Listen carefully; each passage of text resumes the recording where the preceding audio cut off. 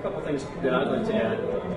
One of the things that we did ourselves and we advise our clients to do is to look at every single relationship you have, every vendor relationship, every contract you have. There are a number of ways that you can go about renegotiating those. We bought a building last year, but prior to that, we renegotiated our rental agreement because those businesses have issues as well, and vacancy versus diminished revenue is a better thing. We used it to our advantage, and our clients have used it to their advantage, to actually go back and look at every single vendor relationship we had, and I know you've talked about it as well, going back and looking at that, as Paul said, and looking at your expenses. There are lots of ways to cut those expenses back, thanks Steve, in doing it.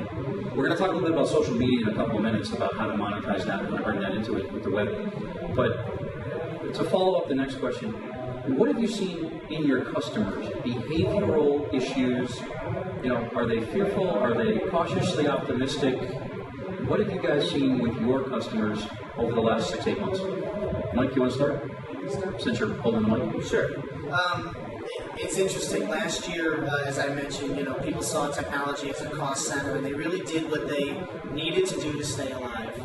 Many projects were pushed off. There weren't a lot of new installations. Maybe a tweak to a website or a freshen up instead of a new website. Up until probably September or October of last year, it was sort of a wait-and-see type attitude with almost every one of the clients we had out there who had traditionally been good spenders with us. And they didn't go anywhere, but they just wanted to see what's happening. Starting near the end of last year, we saw a lot more activity with proposals, people saying, okay, maybe we're going to be okay, we're willing to talk about it at least. And then after the first of the year, when they realized the sky wasn't really falling and things were maybe starting to pick up and that maybe they weren't going to lose as many of their clients as they thought they were going to lose, we really saw some activity on the project side and people starting to ramp up activity to do things to support their business again. So things again like the website initiatives we were talking about, and the ability to use some of that to help grow their business. They want to look at things now though that have some sort of an ROI, provide value back to their organization. Not a lot of fluff still, but there certainly are a lot of people talking about doing things that we can justify significant value to their business, and they need that now. John, I'll cut you right in. What have you noticed in your customers over the last 6 to 8 months as far as their behavioral issues as they talk about profits and building or growing their business? I've seen three things happen predominantly. The first is fear of failure. When you become fearful of failure, you start to make a lot of excuses why things aren't happening. Again, it becomes a self-fulfilling prophecy. It's something you really need to work at. You need to take a deep introspection of your strengths and your weaknesses. What do I have to offer? What sets me apart from my competitors? What do I really do that nobody else is as good as what I do? Every single person in this room has strengths.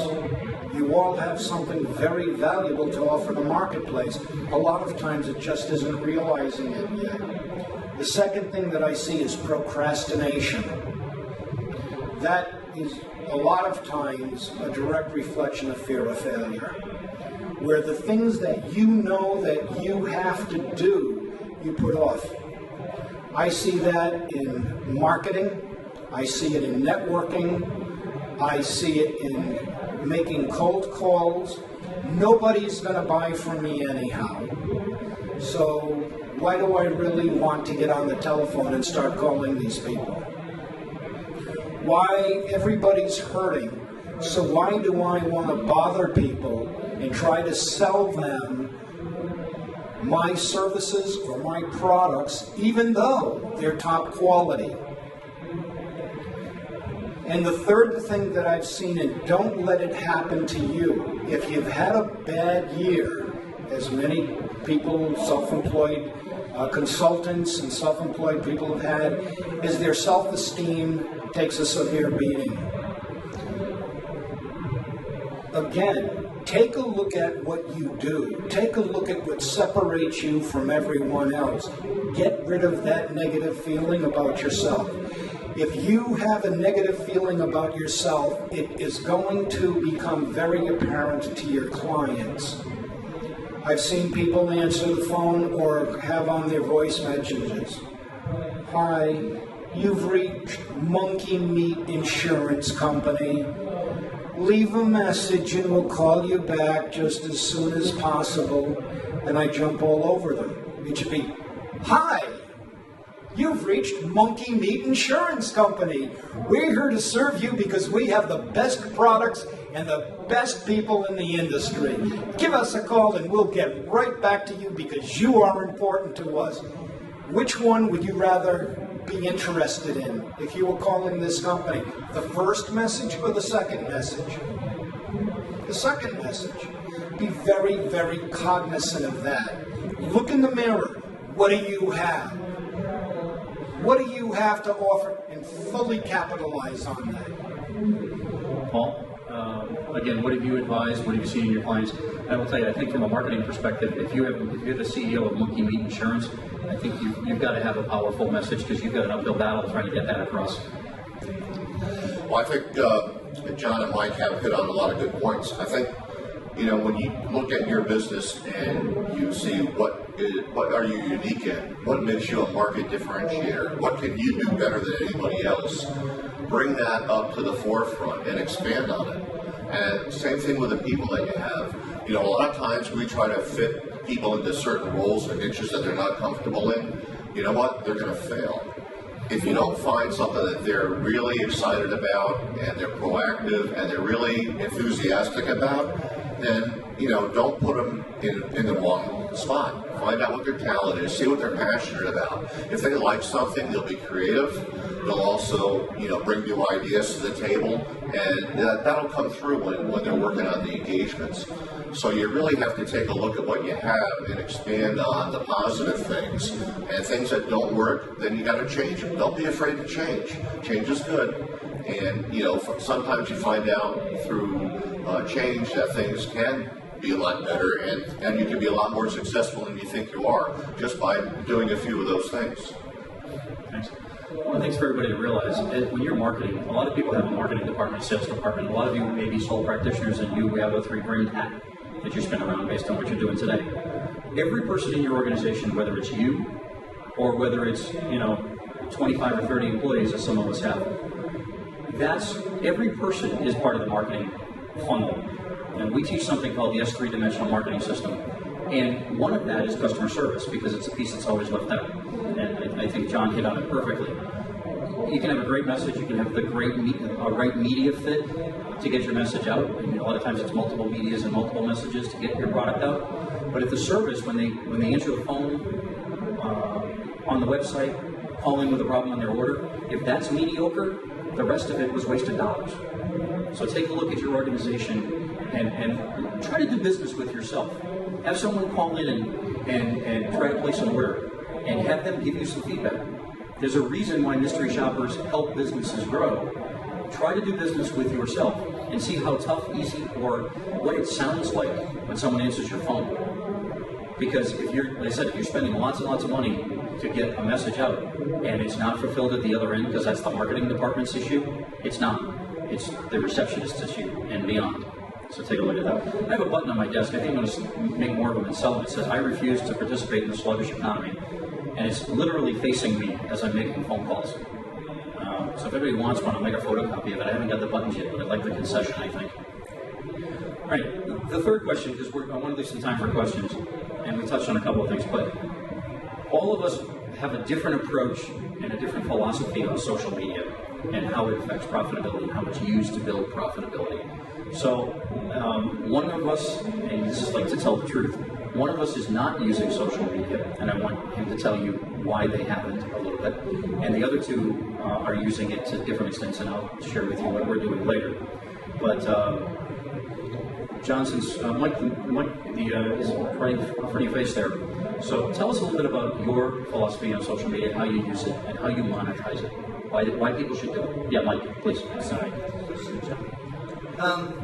it's interesting. We sort of eat our own Cheerios a little bit in some of the services that we offer for our clients, and as we talk about helping people monetize their website and they have their website work for them, we're doing the same thing in our own organization for trying to generate new leads for ourselves. So, as an example, we'll write a blog post about how to build an effective website, and then create a top 10 download list of the top 10 things you want to make sure you're going to do for your website to be effective.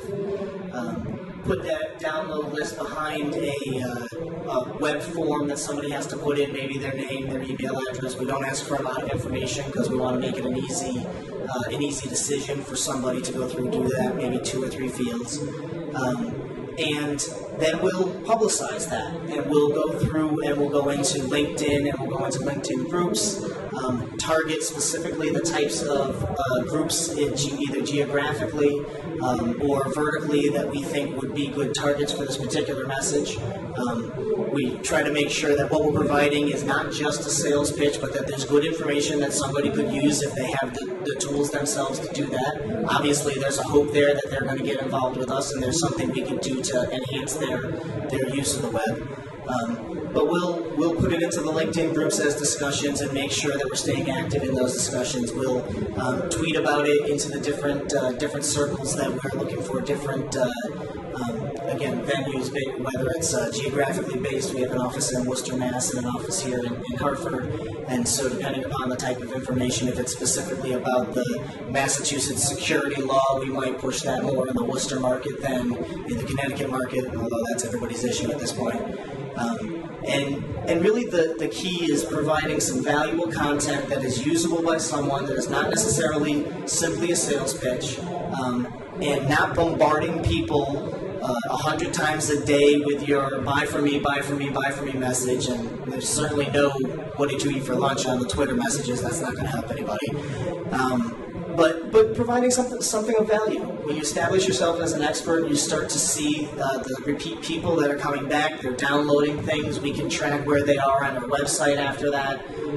And we can see that they're interested more in the web-based services or more in the network support-based services, the types of things they're concerned about, and hopefully we can provide some value back to them. Again, we reach out to them. If there's a fit, we're able to do business together. And it's a very active, passive way of being able to meet the right people at the right time and hopefully offer them something of value so that they see you as an expert and then they become a client.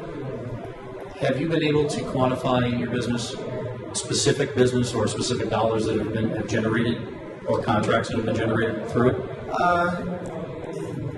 I don't have numbers in front of me for the dollars generated, but I will tell you, as we do for ourselves and for our clients, we do track activity based upon specific posts. And in general, we'll say to somebody that we're talking to, if they put together one good, valuable download with a blog post associated, they can expect to get somewhere between 15 and 25 leads to work with.